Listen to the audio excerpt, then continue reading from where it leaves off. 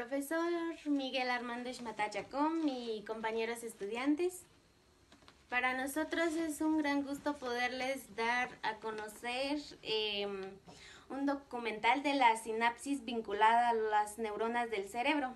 Somos el grupo número 2 y estamos conformados por 6 integrantes, los cuales son Aster Lincoj, María Matías, Eneida Ajú, Dulce Aurora, Marlene Choc y mi persona, Karen Huachac. Dejo el tiempo a la siguiente compañera para dar a conocer su tema, que es la neurona y sus partes. Yo les daré a conocer el tema de qué es la neurona y sus partes.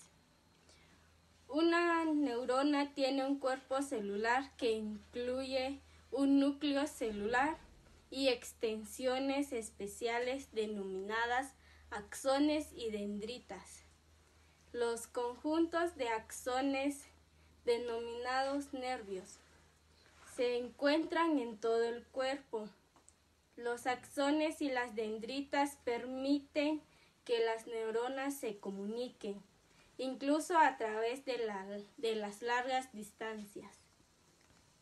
Las dendritas son vías de entrada para los impulsos nerviosos y los axones constituyen su vía de salida. Los axones pueden clasificarse de la siguiente forma: mielínicos, recubiertos por una capa gruesa de mielina que se enrolla varias veces sobre el axón hasta recubrirlo por completo. Como segundo tema de la compañera va a explicarnos sobre cómo funcionan las neuronas en el cerebro. Dejamos el tiempo a la compañera. Les daré a conocer el siguiente tema, que es cómo funcionan las neuronas en el cerebro. El impulso nervioso recorre la neurona y cuando llega a sus dendritas, salta hasta la siguiente neurona mediante la sinapsis, que se produce a través del intercambio de unas sustancias químicas llamadas neurotransmisores. Luego viene la siguiente compañera, que es María Matías, que nos dará a conocer sobre cuántas neuronas hay en el cerebro. Dejemos el tiempo a la compañera. Bien, compañeros, catedrático, como decía la compañera acá, les voy a dar a conocer el tema que es cuántas neuronas manejamos en el cerebro o cuántas neuronas tenemos cada uno de nosotros en el cerebro. Cada región del cerebro varía en función, estructura y también en número de células. Es por esto que el cuantificar el total de neuronas en todo el cerebro es complicado. Existen muchos estudios para conocer el número total de neuronas, pero dependiendo del tipo de técnica utilizada, los resultados varían. Existe una técnica en la que un cerebro se hace en sopa. ¿Qué nos quiere decir esto?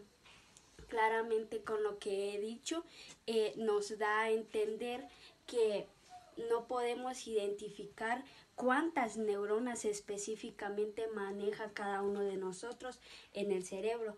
¿Por qué? Porque también, base a la investigación, nos pudimos dar cuenta que las neuronas pueden ser de un total de 67.000 a 86.000 millones de neuronas.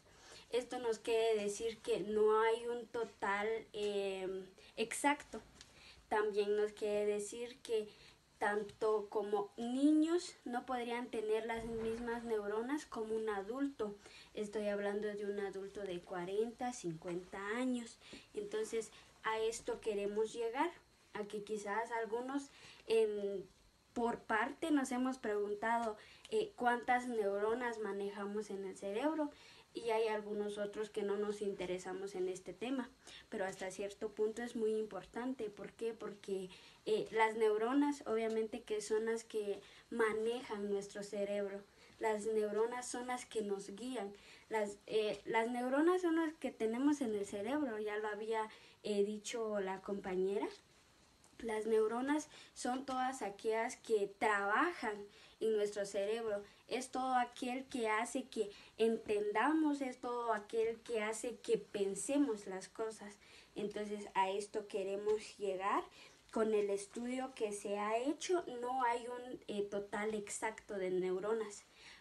Podemos tener, como decía, el 67,000 millones y podemos tener el 86,000 millones. Y podemos tener un total de 80, 85. Como les vuelvo a repetir, no hay un total exacto, solo está entre esa totalidad de 67 a 86,000.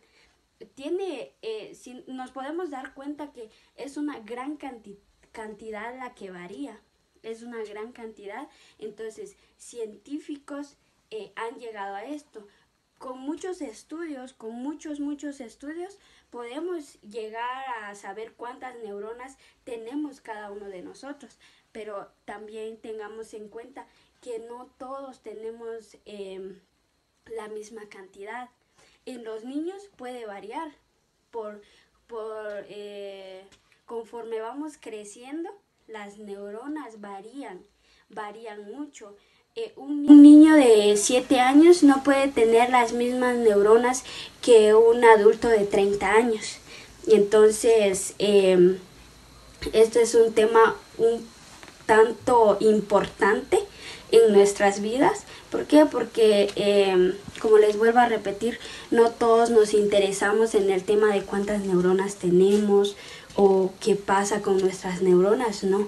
En lo personal, a veces es como muy bien, me dan a conocer que tengo que investigar sobre tal tema, entonces me intereso en él, pero cuando no nos interesa es como bien, lo dejamos pasar, pero no, es muy importante saber e investigar más sobre esto. Espero que me hayan entendido y haya identificado lo que tenía que identificar.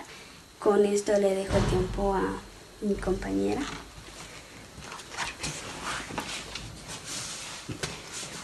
Muy bien, compañeros. Nuevamente la compañera nos va a estar explicando qué pasaría si las neuronas dejaran de funcionar. Esto nos dará a conocer la compañera María Matías. Muy bien, nuevamente con ustedes les daré a conocer el qué pasaría si las neuronas dejan de funcionar, o más bien, en otras palabras más básicas, qué pasaría si las neuronas mueren. A esto también han llegado varios científicos, es al saber qué pasaría si mueren. Creo que es una palabra más común. En nuestra área es más común el qué pasa si muere a el qué pasa si deja de funcionar, pero son dos palabras o dos significados que nos quieren decir lo mismo. Bien, no todas las neuronas viven para siempre, aun cuando las neuronas son las células que viven más tiempo en el cuerpo. Grandes cantidades mueren durante la migración y la diferenciación. Las vidas de algunas neuronas pueden tomar giros anormales. Algunas enfermedades del cerebro son el resultado de la muerte antinatural de las neuronas. En la enfermedad de Parkinson, las neuronas que producen el neurotransmisor dopamina mueren en las ganglias basales, un área del cerebro que controla los movimientos del cuerpo. El cuerpo ya no puede controlar. El cuerpo y las personas se saduquen y tienen espasmos bruscos. En la enfermedad de Huntington, una mutación genética, causa la sobreproducción de un neurotransmisor llamado glutamato, que mata a las neuronas en las ganglias basales. Como resultado, las personas se reproducen y contorsionan en forma incontrolable. Bien, con lo que he leído, las neuronas pueden dejar de funcionar, como decía, pueden morir, pero también pueden producir enfermedades como las que he mencionado. Una de las más reconocidas es el Parkinson. Es una de las enfermedades cerebrales que a muchas personas ha llegado a matar. Entonces las neuronas se van reproduciendo cada vez más. Bien, como también decíamos que las neuronas no dejan de funcionar o no mueren. Las neuronas pueden causar más enfermedades, como mencionaba anteriormente, lo que es el Parkinson y otras enfermedades. Creo que el Parkinson es una de las enfermedades que más hemos escuchado. Quizás solo hemos escuchado y no nos hemos interesado de por qué causa eso. Es una enfermedad del cerebro o, como decía anteriormente, neuronal. Y pues eso nos quiere decir que las neuronas no mueren definitivamente. Pero hay casos donde también las neuronas mueren, como en este caso los golpes en el cerebro o el daño causado por un accidente cerebrovascular. Puede matar neuronas instantáneamente o privarlas lentamente del oxígeno y los nutrientes que necesitan para sobrevivir. Una lesión de médula espinal puede interrumpir la comunicación entre el cerebro y los músculos. Cuando las neuronas pierden su conexión con los axones ubicados por debajo del sitio de la lesión, estas neuronas aún pueden vivir, pero pierden su capacidad de comunicarse. Esta parte me pareció muy importante porque hasta cierto punto sí es cierto. Una persona puede hasta llegar a perder la mente por un accidente. Como decía, fue una experiencia, no fue tan personal, pero fue causante en un familiar. Tuvieron una pelea y pues mis tíos recibió un golpe por acá, por el cuello. Y no supimos cómo realmente fue la pelea, pero después de todo, nosotras llegamos al lugar y pues en el momento estaba todo bien. Luego de ahí él fue perdiendo la memoria. Entonces hasta cierto punto esto se involucra tanto ahí porque literal el golpe no fue en la cabeza, fue en el cuello. Entonces nos podemos dar cuenta que las neuronas sí conectan bastante con nuestro cuerpo. Entonces los golpes que pueden causar la pérdida de memoria es por aquí, por el cuello, hasta abajo. Creo que es lo que más nos conecta en el cerebro. Entonces también es muy importante tener cuidado con golpes o lesiones porque pueden causarnos graves problemas. Quizás no al instante, quizás pueda durar poquito en no dar reacción, pero ya con un golpe bastante grande, siempre vamos a ver el efecto, ya sea en una persona, o en nosotros. Entonces, es eso lo que nos quiere explicar, el qué pasaría si deja de funcionar, o más bien qué pasaría si las neuronas mueren. Espero me haya explicado y dejo el tiempo con mi compañera, con permiso. Como un pequeño resumen sobre el tema de la compañera, o como un dato importante, es de que una sola neurona o célula nerviosa puede hacer mucho, puede mantener un potencial de reposo o voltaje a través de la membrana. Puede disparar impulsos nerviosos o potenciales de acción y puede llevar a cabo los procesos metabólicos necesarios para seguir viva. Dejo el tiempo con la siguiente compañera. Bien, nuevamente vamos a seguir con los temas. Esto no acaba aquí, vamos a seguir.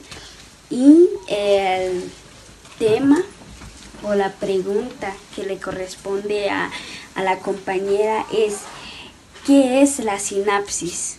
Creo que es el tema un poco más fundamental en este documental, y pues vamos a dejar el tiempo con ella para que nos pueda explicar qué es la sinapsis y todo eso. Dejo el tiempo con la compañera Karen Huachac y con permiso. Muy bien, compañeros, como lo mencionaba la compañera que pasó anteriormente, a mí me correspondió el tema sobre qué es la sinapsis. La sinapsis es el proceso mediante la cual las neuronas se comunican entre sí para transmitir información. La sinapsis es esencial para nuestro funcionamiento, para poder sentir, pensar y actuar. ¿Qué quiere decir esto? La sinapsis es una pregunta muy sencilla que la podemos responder. Es como, tomemos como ejemplo las conexiones de cables. Puedes hacer conexiones y ahí llega la energía. Esa es la sinapsis. La sinapsis es el encargado de que las informaciones se transmitan en las neuronas. Y es una pregunta muy sencilla que la podemos responder así. La sinapsis permite que las señales eléctricas se transmitan de una neurona a otra para que de esta manera podamos llevar a cabo cualquier función. Dejo el tiempo a la siguiente compañera. Bien, compañera, gracias por esa explicación que nos ha dejado claro varios puntos, pero también necesitaríamos saber cómo funciona la sinapsis. Creo que es una de los temas o subtemas que necesitamos saber esta vez, y pues dejo el tiempo con mi compañera para que nos pueda dar a conocer cómo funciona la sinapsis. Con permiso. Muy bien, compañeros, como lo mencionaba anteriormente, ¿cómo funciona la sinapsis? Puntos importantes sobre cómo funciona. Las neuronas se comunican entre sí en las uniones llamadas sinapsis.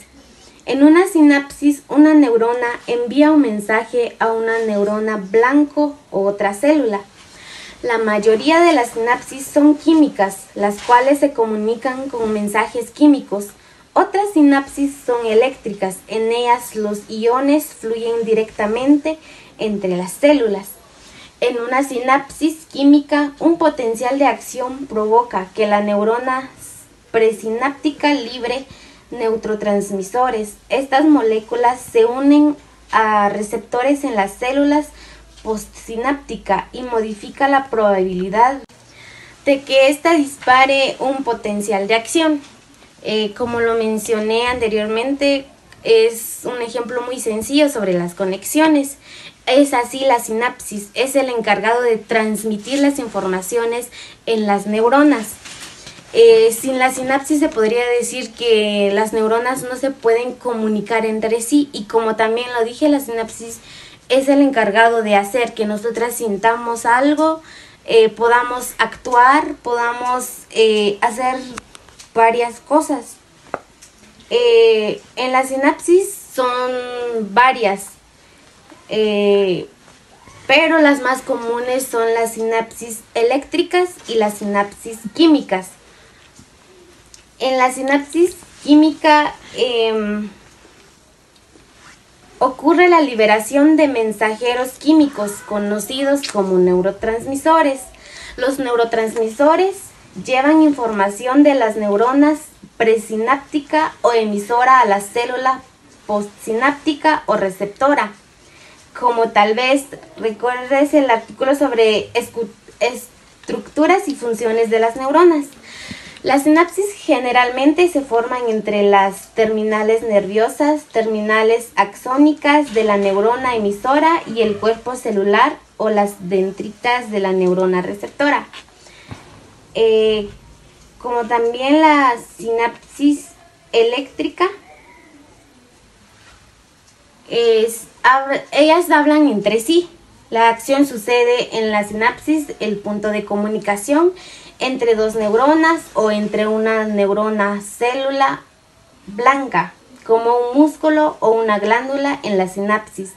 El disparo de un potencial de acción en una neurona, la neurona presináptica o emisora, provoca la transmisión de una señal a otra neurona, la neurona postsináptica o receptora, lo que aumenta o disminuye la probabilidad de que la neurona postsináptica dispare su propio potencial de acción. Esto es lo que es la sinapsis. Espero que les haya quedado claro sobre qué es la sinapsis y cómo funciona la sinapsis. Y le dejo el tiempo a la siguiente compañera, quien nos va a estar dando el tema de cuáles son las partes de la sinapsis. Le dejo el tiempo a la siguiente compañera, que es Eneida Ajú. Voy a dar a conocer sobre cuáles son las partes de la sinapsis. La sinapsis se compone de tres partes principales, que son la terminación presináptica, que contiene neurotransmisores, y la hendidura sináptica o espacio sináptico entre las dos células nerviosas. También está la terminación postsináptica, que contiene sitios receptores. La primera es la terminación presináptica, que contiene neurotransmisores. Es un elemento presináptico que se trata de la terminación nerviosa que contiene y libera el neurotransmisor, el cual se almacena en las vesículas sinápticas. Tenemos también lo que es la parte de la hendidura sináptica o espacio sináptico entre las dos células nerviosas, en donde dos neuronas se encuentran. Hay un pequeño espacio llamado espacio sináptico. Allí se produce la sinapsis. Un impulso nervioso eléctrico viaja a lo largo del primer axón. Cuando el impulso nervioso alcanza las dendritas al final del axón, los mensajeros químicos llamados neurotransmisores son liberados. También está lo que es la terminación postsináptica, que contiene sitios receptores. ¿Cuáles son los receptores postsinápticos? Básicamente, una neurona postsináptica suma o integra todas las señales inhibitorias y excitatorias que recibe y decide si disparar o no un potencial de acción. La integración de potenciales postsinápticos que ocurren en diferentes lugares, pero casi al mismo tiempo, se conoce como una suma espacial. ¿Qué es la terminal postsináptica? La terminal postsináptica tiene receptores para los neurotransmisores liberados. Ambas terminales pre y postsinápticas están especializadas en la tarea que les toca. La terminal presináptica libera el neurotransmisor y la postsináptica lo reconoce y genera una respuesta postsináptica. Muy bien, compañeros, esperemos que hayan entendido lo que explicó la compañera Eneida. Ahora seguimos con la compañera Dulce, que nos explicará procesos de la sinapsis. Póngame la atención a la compañera y le dejo el tiempo. El proceso de la sinapsis se divide en 5 partes, el cual comienza con el impulso nervioso, que es cuando una neurona recibe un estímulo que genera un impulso nervioso que viaja a lo largo de su axón. Eso da paso a la liberación de neurotransmisores, que es cuando el impulso nervioso alcanza el extremo del axón. Provoca la liberación de neurotransmisores desde vesículas sinápticas hacia la hendidura sináptica. Luego pasa la disfunción de neurotransmisores. Los neurotransmisores cruzan la hendidura sináptica y se unen a receptores en la membrana de la neurona receptora. Eso da paso al cambio en la neurona receptora. La unión de neurotransmisores a los receptores puede excitar o inhibir la neurona receptora, generando un nuevo impulso nervioso si es suficientemente fuerte. Y por último, la ruptura de neurotransmisores. Para finalizar la señal, algunos neurotransmisores son recapturados por la neurona emisora o descompuestos por la enzima. Y eso sería todo el proceso que realiza la sinapsis. Ahora le dejo el tiempo a mi otra compañera. Muy bien, compañeros. Ahora seguimos con la compañera Marlene Cho, que nos dará a conocer sobre cómo vincula con las neuronas la sinapsis. Le dejo tiempo a la compañera. ¿Cómo vincula la neurona con la sinapsis? El impulso de las neuronas, cuando llega a las dendrinas, una especie tipo brazo deslinchado, salta a la siguiente neurona mediante la sinapsis. A través de eso se produce un intercambio de sustancias químicas llamadas neurotransmisores. Por el momento existen 60 tipos de neurotransmisores y cada uno de ellos con una señal concreta. Y los tipos de neuronas emisoras, según el mensaje que quiera enviar, libera un neurotransmisor en particular, como la adrenalina, noradrenalina y dopamina. Así es como se vincula las neuronas con la sinapsis. Y le dejo tiempo a mi otra compañera.